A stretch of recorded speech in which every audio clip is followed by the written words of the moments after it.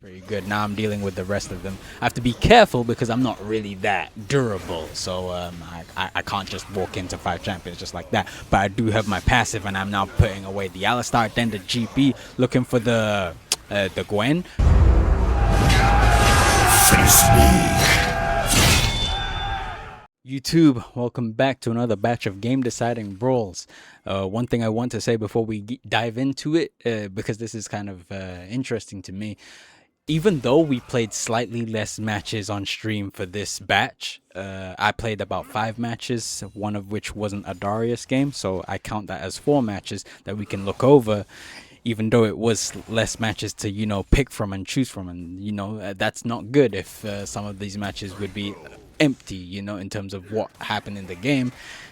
All 4 matches were actually valuable to actually take a look at, you know. I managed to get some plays for all 4 matches, which is really good in terms of game deciding brawl batches, because I have a lot more I can actually show, and that's the goal of it. The goal isn't to win as many games as possible. Well, that is a subconscious goal, sure, everyone wants to win, but the main goal for me is I want to make sure that my matches aren't, there's as little and few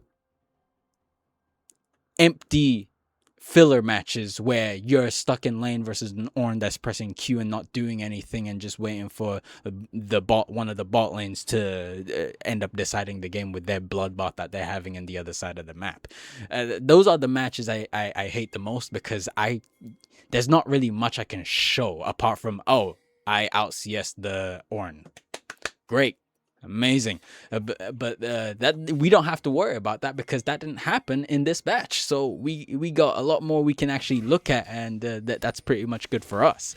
Now, with that being said, let's actually get into today's game deciding brawl. So let's move. All right, we're moving towards the 10-minute mark. Now, if you was paying attention to the gameplay as I was talking there, that was context for what happened in terms of me getting 3-1. Lulu also came for some reason, and she ended up dying. I got a little bit of assistance from the Kiana to put her down as well. So, but that's not really the play that was really worth watching. This is, because we are dealing with a 2v1 scenario right here. I do have Bramble Vest, so none of these players are going to be healing, and they are both heal demons. So you see, for me, that was hilarious to watch, hilarious to experience as well. Now, I wasn't ever going to kill the Mundo. The nature of his champion, his R, his range, in terms of where he's standing, it was never going to happen. But the kill on the Warwick was the highlight of this play. But other than that, not really anything else really took place in this match. As you can see, the ones who were really dominating was Kiana and Swain. They ended up doing whatever. And me, I just did my job in terms of beating the Mundo. And so there's not really much to go into this one. But now let's move to the next one, because there is some things we can look at that. Okay, we're in the next game, and this is one of my unorthodox builds. We got the Hex Flash and this type of build, a little bit alternative, something you might not be used to seeing, but this is what I use up against the ranged champions. I need more damage, and I'm looking to, you know, burst them a lot more with these items. And here's how it's going. I already took out the Cassidy, which was pretty good. Now I'm dealing with the rest of them. I have to be careful because I'm not really that durable, so I can't just walk into 5 champions just like that. But I do have my passive, and I'm now putting away the Alistar, then the GP, looking for the Gwen, which, hey, once you have the passive and the Sundered Sky with the U moves, all you need is a W. You don't actually have to do an auto attack and then an R. You can just do that and dispatch of them right there. Now, I didn't have Flash there, so I couldn't get the Jhin, and he flashed away from me. Now, even though it wasn't a complete quadra kill, it was as good as you could ask for it to be, actually. If I'm looking at it from a broad perspective, that's how I see it. It was as good as you could ask for it to be. So this was actually pretty good to me. Now, let's go over to the next match. I think there's 2. Yeah, there would be about 2 plays in the next match. So let's actually go over that. I wasn't planning to show you that, but we ended up killing the Cassidy and then get the Baron. That was pretty interesting. Let's go to the next one, though. Okay, in this one we're playing against Tryndamere. I have my setup in this one was a little bit strange. I had wrong runes. I had Pantheon runes. Unfortunately, I didn't change, so I had to adapt my build a little bit. This isn't a build I'm gonna do ever again, but I did still beat the Tryndamere as standard. It was still okay for me, but I'm now trying to look for a kill on these other champions. Tryndamere is already gone, but here's the part that I kind of want to show you. I'm getting very low here, and I needed to get that kill on the Zac so that I could get the triumph and stuff. I did manage to get the Q onto the Thresh, leaving me a little bit of a healing time right there, and he ended up flashing way too late. And then, as you can see, Katarina ends up doing her magic tricks and just carrying the game, just because of the nature of her champion. She's just that good. I could never do that. I don't move like that. I don't have that type of mobility. But I suppose it's beautiful to see when it's on your team and not on the enemy team. That's one thing I can say. But I did do my part. I did. That was a very clutch moment right there when we were in the midst of the Zac passive dying and this Thresh needing to get queued as well.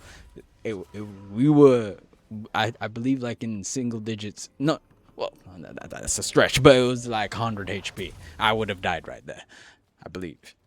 Anyways, with that being said, let's go over to the next play in this match. There was still another play that I want to look over.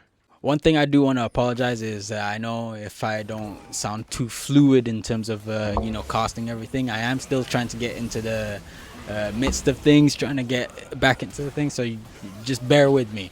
I will be better at casting, don't you worry about that. Anyways, we are 29 minutes in, and now I'm dealing with, I believe this, I was thinking he was going to be somewhere else, but he was actually right here. I ended up taking him out, and he had R, but he didn't use it. Looking for a kill on the Thresh, he was pretty easy to take. Now, my issue with this is that even though this is pretty much a standard triple kill, I believe, well, it was a double anyway, I ended up missing my Q on the Thresh, which was, it was like an uncontested Q. There's no Aphelios, no Tryndamere, no Lux trying to do damage onto me. It was just Thresh right there. And I was trying to think, why did that happen? Sometimes the nerves get to you, and you need to get a little bit more relaxed and more focused so that you actually hit the Q, because it was a very simple Q to hit. He still ended up dying, so it didn't really matter in the end, but it's just, there's going to be times where it does matter, so you got to pay attention to that kind of stuff. Well, anyways, that's it for this match. Now we go over to the last match and see what there was. I believe two plays in there that we could look over. So let's do just that. All right, this is a little bit of an interesting position I'm in. Now, I did play against Jax, and I ended up beating him. And we have Baron, actually. There's quite a significant advantage here. Now, I see what they're trying to do. I'm stacking, and then they're running away, trying to do everything they can to stop me, which, as they should, right? I get 3 stacks on him, I believe. He ends up flashing away, trying to go over for the Poppy, but she goes under the... it's not stealth, but it was the bush making me lose vision, but I get a clutch double kill right there. I was very low. But these types of things is some things you need to do to survive, but they end up killing me. Now, I was just thinking, in a situation like that, could have I maybe like flashed earlier? If I did, I don't think I would have killed both of those champions. I would have got 1 kill, and then the others would just run away. Wukong definitely wouldn't go in if I had 5 stacks or was not low HP. So maybe I needed to be that low. Maybe I needed to save flash for that play to even take place. But I was thinking maybe I could like get the 5 stacks without using flash. I don't know though. Maybe you could tell me in the comments. There's one more play that we need to go over before we start wrapping everything up though. Oh, the play is right here. Okay, so I TP behind, trying to see if I can help my team here. I'm looking for a reset here, trying to go for the Talon. That's not going to happen. I accidentally W into a counter strike, and then he ends up running away. Now I don't have passive. Now I'm going in. This, mind you, this is the 26-minute mark, so this is actually an important time. I'm trying to get my 5 stacks, but as you can see, someone is too fed and is starting to do way too much damage and ends up killing me, ripping me apart just like that. Now, You might be thinking, what's the point of this? I just saw you dying. Yes, it's a little bit of a reminder, something I kind of need to realize. The game can be like that. You have a time limit of doing what you need to do, and after that, you will get outscaled. In this scenario, I did get outscaled. Akshan basically killed me because he was already too far into the game.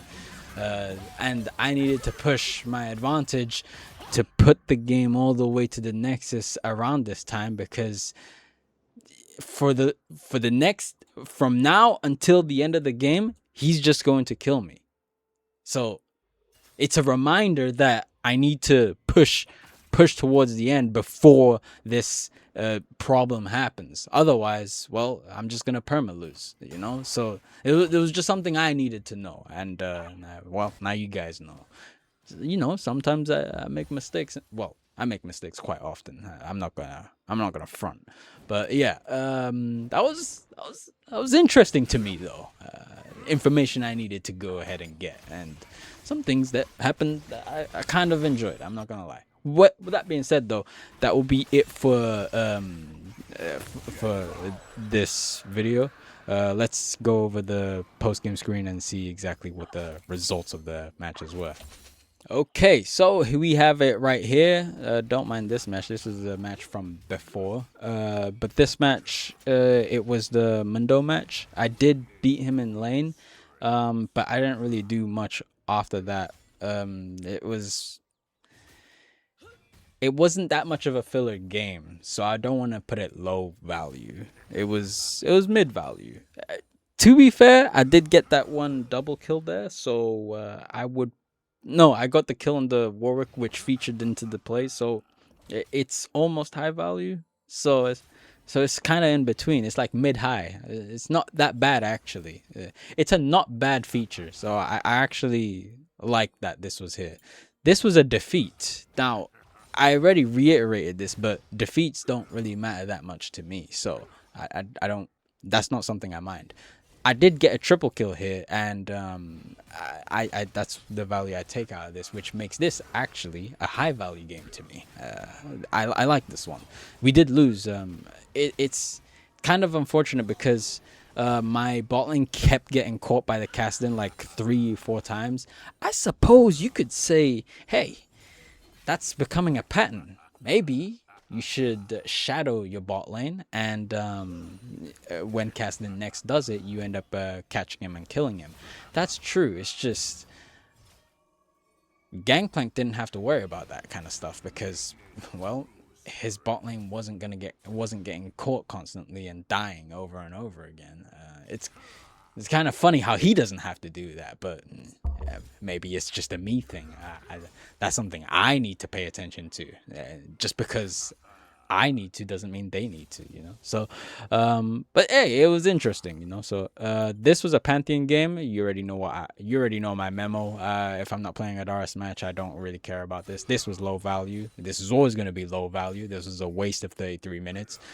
Now we go over to the second. And by the way, this is high value. All right, what about this one? It was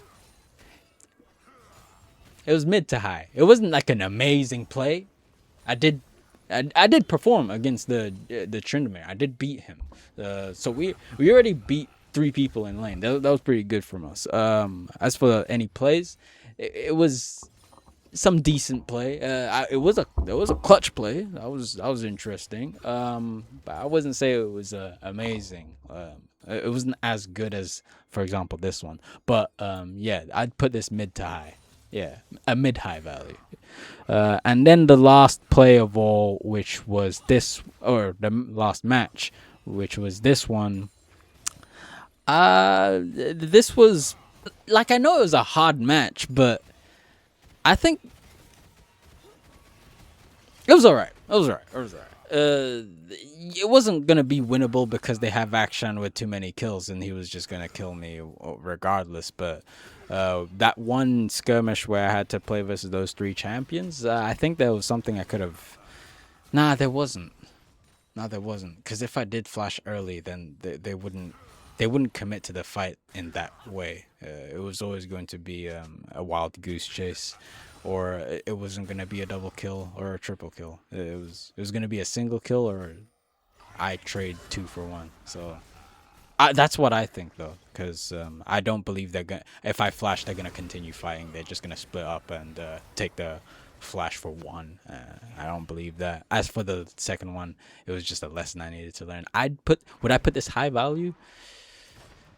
Not high, but I would put it mid to high. So now, what does that all have to do?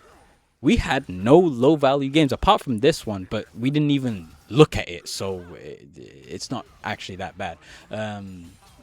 This is actually a decent batch, in my opinion. We got mid to high or high value. I like this. I just want to keep doing this over and over again, making sure we get these types of matches. It doesn't matter whether we lose. We need to just make sure that there are plays that take place that we can go ahead and watch and feature, and react to and analyze. That's my goal. With that being said, though, I hope you enjoyed it. I know I've been yapping a little bit too much. I'm sorry about that, but I am trying to get better at everything. So you have to bear with me just a little bit. This won't be more than 20 minutes, I hope. With that being said, though, thank you for watching the YouTube videos. Do the YouTube usuals: like, comment, subscribe, and share the video. Anyways, that's it from me. All my links are down in the description below. Have a nice rest of your day. And one thing you should know about me is that I enjoy playing Call of Duty in my free time when I'm not playing League of Legends. What does that have to do with the outro? It was my idea to use one of the best play clips as my outro, because I want you to also enjoy Call of Duty on my channel, but in that format. So mostly League with a Call of Duty outro. That's my thing. In a bit. Those point turrets were a pain. Need a play of the game, bro. No? Oh my days, bro. I'm sorry, but I need to see what I did there. Really? This guy, just because you switched your gun. Oh, come on, 2 campers. Nah, I you gotta be dished kidding them me, out, man. bro. They didn't show that They're last not kill. even- Are you shitting me? I hate this game, literally. Just because you press triangle to switch to your second gun, they give you the kill. Like, what? This is pistols, so high skill. Ooh.